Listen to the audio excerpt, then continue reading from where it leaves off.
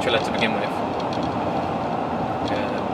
I had appreciation for cars. I used to like a lot of vintage cars. And when I was younger, like Volkswagen Campers, Beetles, stuff like that, like Minis, stereotypical like retro cars. Yeah, and then I had to go in an EK9 when I was in phase 2 training. And that set it off straight away. I was like, oh, I need something. So yeah, I was hooked on EK9s for God knows how many years. And I had bought an EJ9 and EK3 before I could even drive. And from there, it just spiraled out of control. And I mean, it literally spiraled out of control. After, you know, running out of talent, as you say, in the EJ9, I went and got my first dream car, which was a 1973 camper van, twin slider bay window. So I've still got that. So I bought that. That was yeah, something else, but it just kept breaking, so I stripped it for a full restoration. Yeah. Bought a Beetle. Hated it. Absolutely hated a Beetle. And then I had a bonus from work, and I thought, sod it, let's look for an EK9.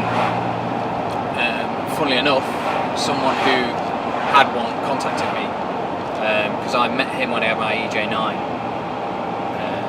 and that was the EJ9 was like a Cham White one anyway. So as soon as he saw it, he kind of came over and was like, "Oh, is it real?" And it wasn't real. So we were chatting, and he was asking me about EK problems, and there was a leak in his rear tail light, just flitting about, and he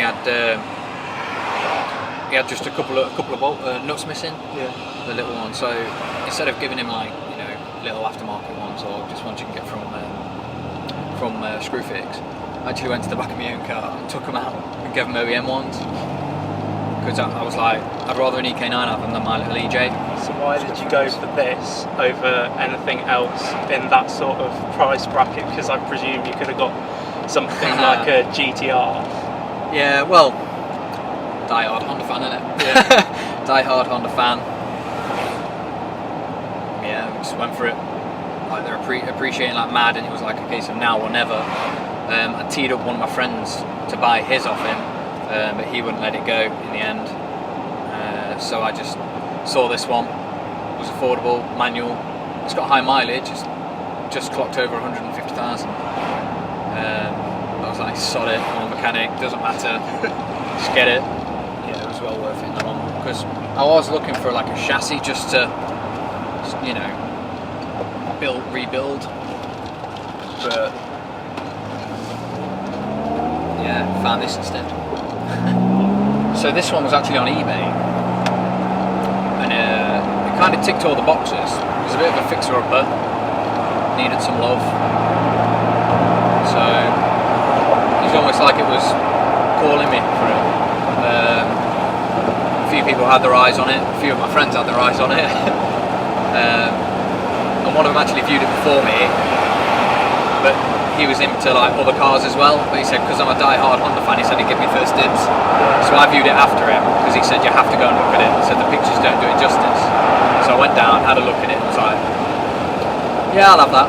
So, you know, a couple of £1,000 later, deposit was dropped, and it was just a case of wait for the house equity to be released. Yeah, I got it. Went to pick it up with my cousin and my dad, shoved some spare parts in my dad's car, and it was a nice 5-hour drive back from Birmingham. So I have no idea. So when how long have you owned it? 2.5 months, roughly. Yeah, roughly 2.5 months. But my EK9 was completely OEM. Well, I say completely. I had a Fujitsu legless R, a carbon VTEC solenoid cover, and a carbon H Steely cover, and that was it. That was all the modifications I had on it. So with this, I'm kind of torn, because, you know, that I had such praise for keeping that EK9 OEM. It was unreal. So with this, I don't know. I put a poll up on Facebook, and it's closer than Brexit. So, you know what I mean? I don't know what to do with it. I am toying. It'd just be wheel suspension, a few like other bits here and there. You You know, maybe the NSXR spoiler, a few small engine mods, but nothing too bad, nothing I can't reverse. Think you'll ever sell it? No, Never. no, never sell it. I've been offered good money for it already, and I've turned it all down. More than you paid? 10 grand more than I paid. Yeah, flat out, won't get rid of it. Yeah, Do you have an S2000 as well? Yeah, got How does this compare to that? It doesn't. No, not at all. Like a lot of people turn around and say, you know, the S2000 is the best car Honda made, and then they turn around and say the NSX is the best car that Honda ever made. And the people who say the S2000 is the best car, I don't know if I can't speculate, but something tells me they've never driven an NSX. Because like my S2000 is modified, to be fair, and it's got BC coilovers on it, and it handles well. Yeah. This just out-handles it. Even now, Are they relatively similar on acceleration, would you say? They're not far off. This isn't far off. It's quicker, Yeah. but it's not far off. The feeling of acceleration is completely different. Yeah. So the way I say this is like being pushed by a fat sumo wrestler with David Beckham's legs, whereas the S2000 is like it's just being pulled by a Roadrunner. Yeah. So yeah, they're completely different feelings of driving. I just love this. I can't get enough of it. Really can't. Like when I first bought it, I drove it for 2 weeks solid. I left my daily didn't get driven, the S2000 didn't get driven, Jazz didn't get driven, nothing got driven, just this for 2 weeks solid. How bad is the fuel? It's better than the S2000. So in the S2000, like, you know, a tank could last me, what, 230, 240 miles. Yeah. This is getting like, well, I've got, 3/8 left, and I've done 229 miles. So it's better, especially like having cruise control in it as well. Oh, okay. That definitely makes a difference. Yeah, that hugely makes a difference. Ever thought about tracking it or anything? Yeah, I want to take it on track. It'd be rude not to. After Anywhere all the in development, particular? I want to do Rocking before it closes. Yeah. Yeah, but with all the development that's gone into it, it would be rude not to take it on track. My only issue is other people. Yeah. Yeah, that's the only issue I've got. Like, if someone came to me and I don't know, that would break my heart.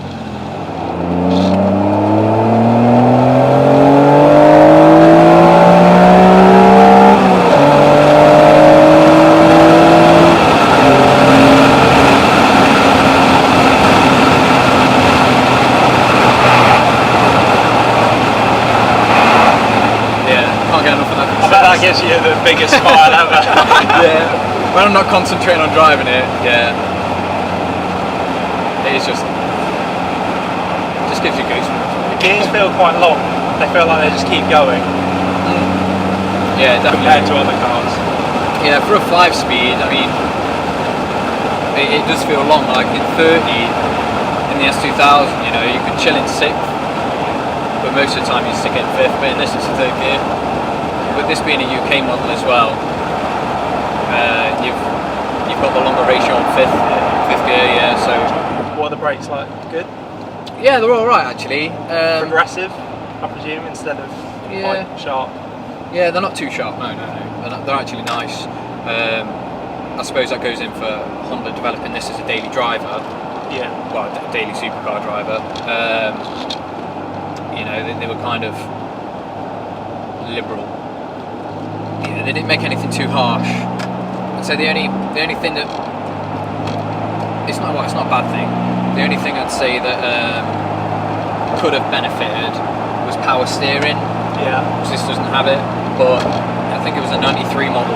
They introduced electric power steering,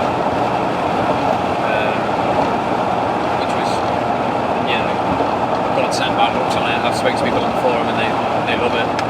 Would that be a viable modification you could do, or is it nothing that I want to do? No, nothing rather that keep I want to do. it pure and as it is. And like he's not my daily driver, so I don't have to worry about that. It probably helps on track, Yeah, if anything. yeah, I'd say it would. You get a bit more feel. A lot of people who do track them, you know, they take the ABS and the traction control out as well, Yeah. just to make it absolutely pure. They do it for weight, and back in the 90s, ABS and traction control, you know, it wasn't too developed. No. So, you know, it's not like you get an RS7 or something like that nowadays. It's kicking silly power. Yeah. If you take it out of that, you know, you're dicing. But yeah, for something like this, You get quite a lot of looks, yeah, but they're good looks, aren't they? yeah. People always look at it like, you know, it breaks a few necks, even just standard, because they're not about. No. Like I've spoke to a few garages like who are mates and that, and you know, no one ever sees them around Peterborough or like Lincolnshire and stuff like that. So I think I've got the only one around this area. Yeah. I think there's one up in Lincolnshire, and I know sadly there's one sat on someone's drive with a bit of front end damage in Cambridgeshire. Yeah, like I know there's a red one in Lincolnshire. Because I saw it in Nottingham, that's where I'm from, so I saw it in Nottingham, posted a picture, and a few of my friends were like, oh, I've seen that in Lincolnshire. So I'm like, ooh, he's just come to Nottingham for shopping or something. Like, it's good that this is on 150,000 because it's obviously been used. Yeah, I mean, I'm not scared to use it. No. I bring it to work every Friday, just down the A1.